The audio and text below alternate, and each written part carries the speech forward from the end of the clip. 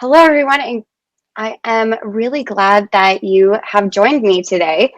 And I want to talk to you today about a topic that is very near and dear to my heart, which is taking into account how incredibly fulfilling and exciting security work can be, but also how it includes a lot of firefighting and reactive work, which can lead us to burnout and stall in our career growth. And so I wanted to share some goals for my talk today. And first, I just want to bring to the forefront awareness that security work, especially that in response roles, can lead to cycles of fire-seeking behavior and burnout. And I'd also like to introduce some concepts about how I have learned to handle this and how we can all move to a more sustainable state. So first, I wanted to give you some background about myself. So over the past 10 years, I've worn many different hats in cybersecurity. I started out my career as a reverse engineer for the Department of Defense, mostly doing malware analysis. I moved to the kind of startup and tech world, and I started to do more incident response. And also, I have worn many different security engineer hats, including cloud security, infrastructure security, DevOps, application security.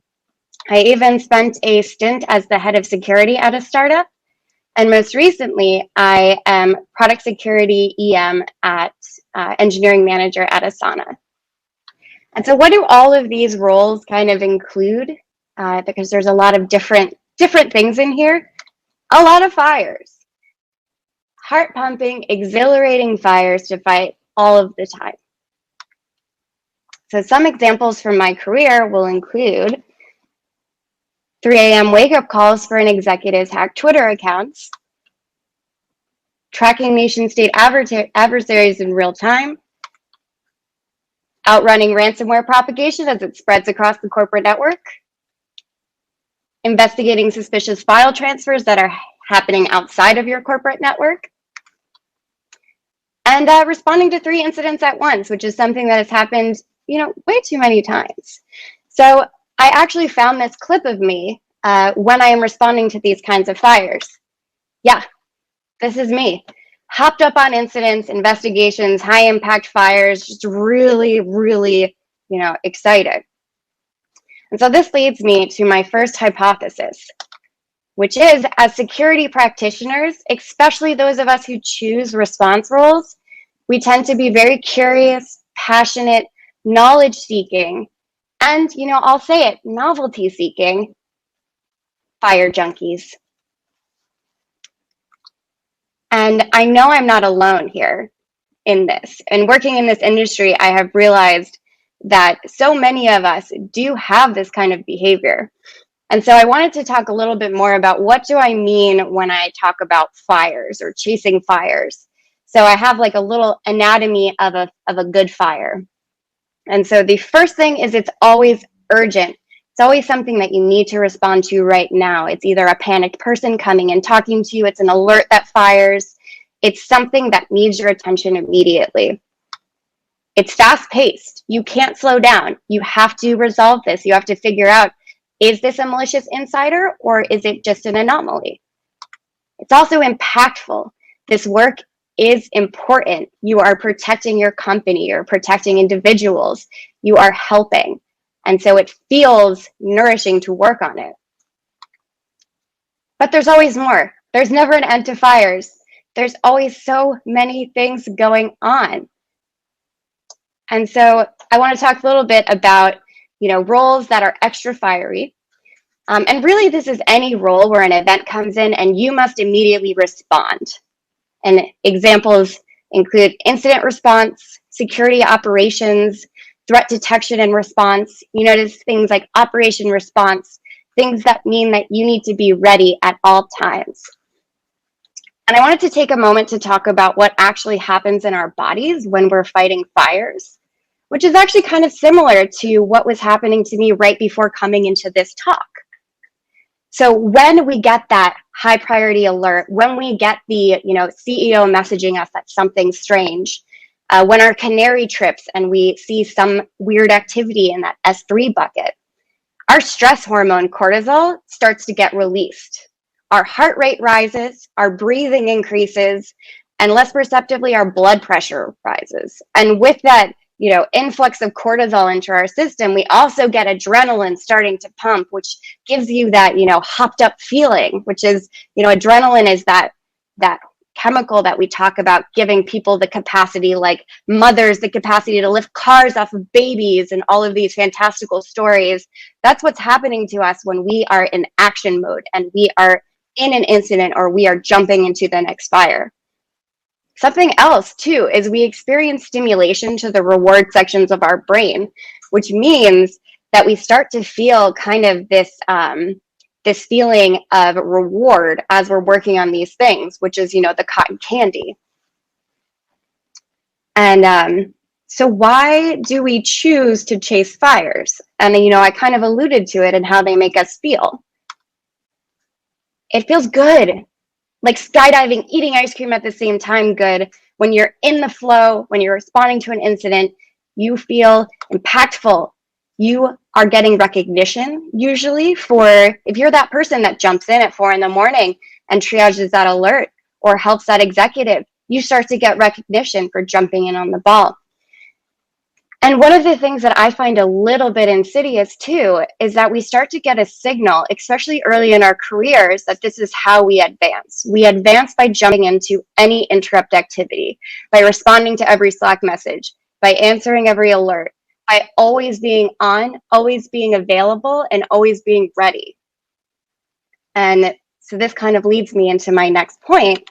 This is all well and good. It sounds great. Like, who doesn't love skydiving and eating ice cream? I know I do. Until we get stuck. We get stuck only responding to incidents. We get stuck only responding to things that are coming in. We do less of the work of anticipating the future, and we just experience what is coming at us in the present. So what are some of the effects of being stuck in this firefighting mode? And these are from my experience and also now my experience as a manager and leader. So the first thing that happens is our prioritization kind of goes out the window. If everything is coming in at the same volume and same urgency, we're not going to be able to sift through what alerts need our attention and what incidents are higher priority than others. Everything starts to seem like a fire, and everything starts to seem like it needs the same urgency. Also, our focus tends to go. This means that if we are just context switching all the time and we're fast flux jumping from thing to thing, we're no longer able to do that kind of flow work where we sit down and we focus on solving a bigger problem, or learning a new tool or programming language or thing that we're interested in. Even our hobbies outside of work, we start to not be able to have concerted long-term focus. And also, our empathy starts to decrease. And this is a really interesting one. And it took me many years to realize that this was happening. But I am sure all of us know the experience of being incredibly busy, working on a tight deadline, something that is very, very urgent, and having someone else come in and be like, oh, can you help me with? And the first thing that pops into your head is like, can you believe this person? Like, I am working on this and they're interrupting me. So we start to see other people as nuisances who are kind of slowing us down. They're asking too much.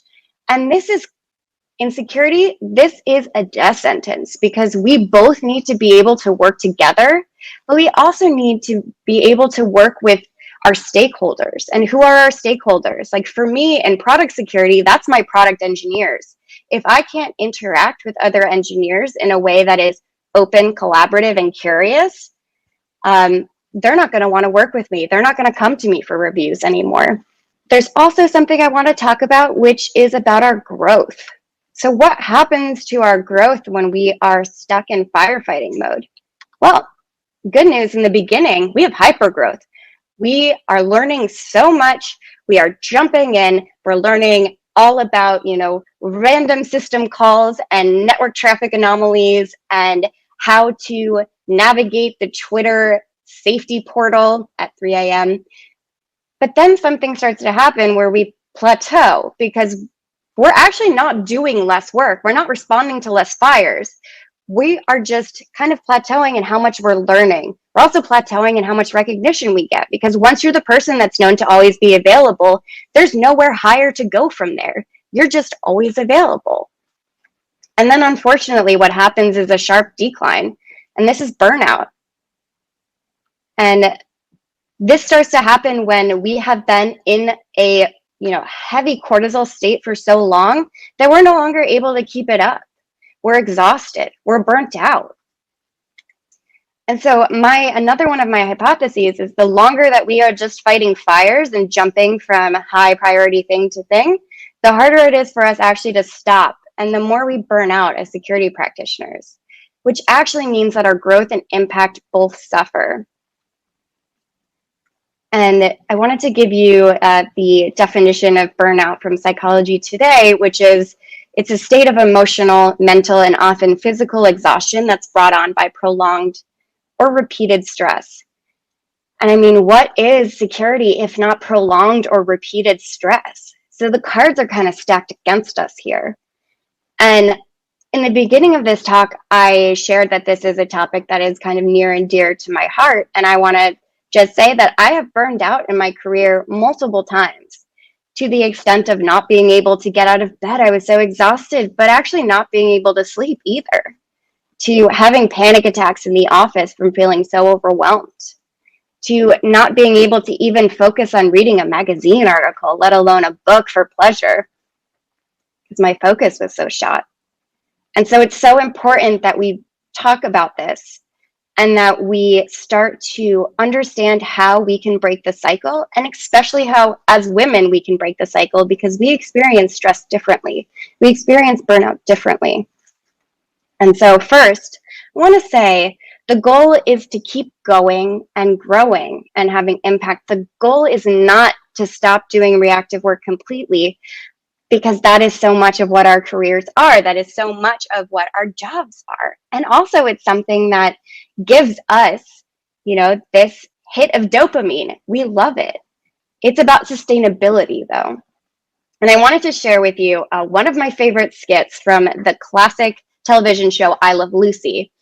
And this is one that I talk to my reports about all the time, and I'll tell you why afterwards. But the setup is that Lucy's working in a chocolate factory. And at first it's really exciting. She gets to eat all the chocolate she wants. She's doing a great job. But then, the line starts speeding up a little bit. You see she's getting a little bit stressed. She's maybe not doing as good of a job. And then it kind of devolves into just her not being able to do this at all. And she's trying to hide that she can't keep up, and she's shoving chocolates in her shirt. And, she's trying her best though. And this is something that I talk to my reports about, because I like to ask the question, are we changing the factory? Are we looking at the right level, or are we stuck on the floor? Because as long as we're Lucy trying to, shove those alerts and keep going, we're not having as much impact as we can, and we're going to burn out. And so one of the ways that I like to talk about tackling this is moving from a reactive mindset to an adaptive one. And what's interesting is this is also a maturity model that I use to apply to security teams to determine where they are in, how mature their program is. So the cycle from reactive to adaptive can be thought about in kind of 3 steps. First, you start in a reactive mode. So you're Lucy, you're working on the factory line. You're very focused on the present. It's fast-paced, it's overwhelming. You probably can't really catch up. And then as we start to get awareness, we move into a more proactive state. And we are still working on the factory line, but we're starting to tweak the controls. Maybe we're slowing down the line a little bit. Maybe we're bringing in someone to help us. So we're starting to anticipate future events and prepare for them. But still, we're having these mixed bursts of reactivity. Things aren't as optimized as they could be. And lastly, we move into adaptive. So this is when we actually zoom all the way out and we're looking over the factory floor and we're saying, there's, a jam over here, and maybe if we slow this down or move these 2 people over here, we can actually increase the throughput.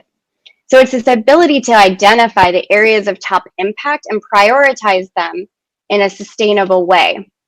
And it involves smoothly transitioning from long-term, more proactive work and also reactive work. So it includes both.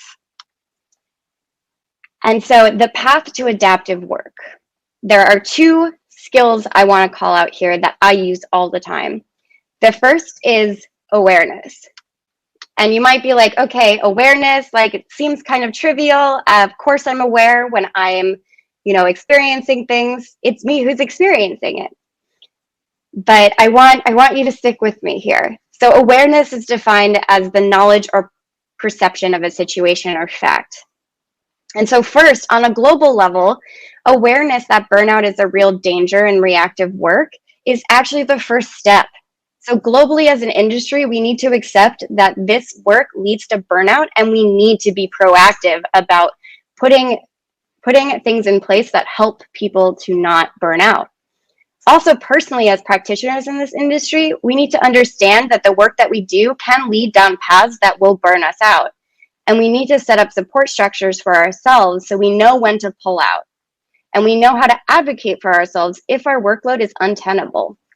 Awareness as a practice is taking a step back from what you're experiencing. It's taking a step back from your computer, from the queue, from the incidents, and kind of observing what's going on. It's asking what you feel in your body rather than what you see on the screen. And an example is like, am I feeling, tightness in my chest? Am I feeling anxious? Am I feeling angry? Am I feeling heat? Am I feeling calm? Am I feeling excited? All of these ways to check in helps us switch from this completely focused on the fire to understanding our own lived experience. It also doesn't include judgment. It doesn't include, I am right, they are wrong, this is going well, this is going poorly. It's just seeing what is going on. And it can help you identify these patterns in behavior and circumstances.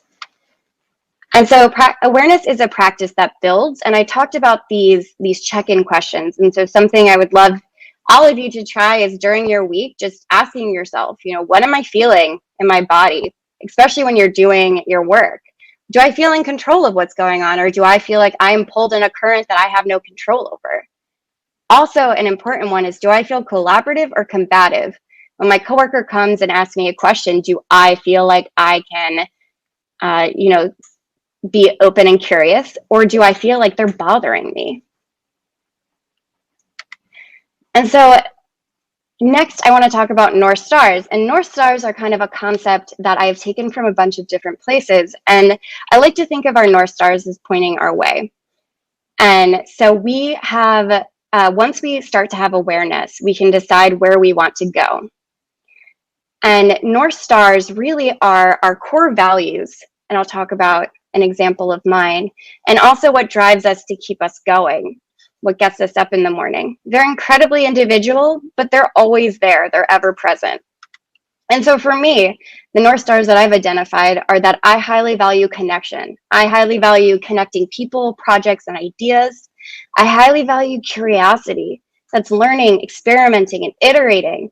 And compassion. Compassion is huge for me. Compassion for myself, compassion for other people. It's always a work in progress, but bringing human kindness into everything I do, no matter how technical it is. And so an example of how to use North Stars to kind of bring yourself back to a path that is more sustainable and adaptive is asking yourself questions like, is my current work bringing me closer to, say, my North Star of connection? If I am overwhelmed and in a reactive state, I am less likely to answer yes, because I'm probably not open to collaborating or connecting with other people. And then the next thing is to ask yourself, how can my current work bring me closer? And maybe it was, if I automated that set of alerts, or if I brought someone else in to weigh in about this, I'd actually have time to mentor others and space to do so. And using North Stars to fight burnout can apply to both individual contributors and engineers and analysts, but it can also apply to team leaders. So for individuals, it helps you figure out when you're stuck or burning out. It helps you champion work that is nourishing to you. And it also helps you have compassion for your other teammates. And as a team leader, it helps you really set the environment that is one that is supportive and sustainable for the people working on your team. So you can identify if your team is stuck in a reactive mode. You can guide your team towards maturing more adaptive approaches, and you can set standards for care. So, how do you talk about taking time off? How do you talk about burnout on your team? How do you talk about the lived experiences of people who are going through these high stress experiences? And so by combining awareness and North Stars, we can move to being adaptive. And so adaptive work, what is it? It's reducing the number of fires rather than just fighting them. It's evangelizing sustainable prioritization strategies. So how do you know which fire to fight first? It values automation. I have a Post-it on my monitor that says, "Don't hate, automate." It's one of my mantras. Process improvement and figuring out how to be able to focus on the things that matter most. It also trains others. It brings others with you into your work and helps them be adaptive. And I think most beautifully, it connects us to our shared humanity. And so my last hypothesis is when we are adaptive, we consistently get more done, we do bigger and better work, and we burn out less. I want to leave you with there is never an end to the interesting work we can do in the security field. There's never an end to the fires we can fight and the incidents we can jump into. But there is, however, a limit to how long as humans we can actually just live in firefighting mode. And thank you. I would love to hear from all of you if this talk resonated with you. I'd love to hear your stories.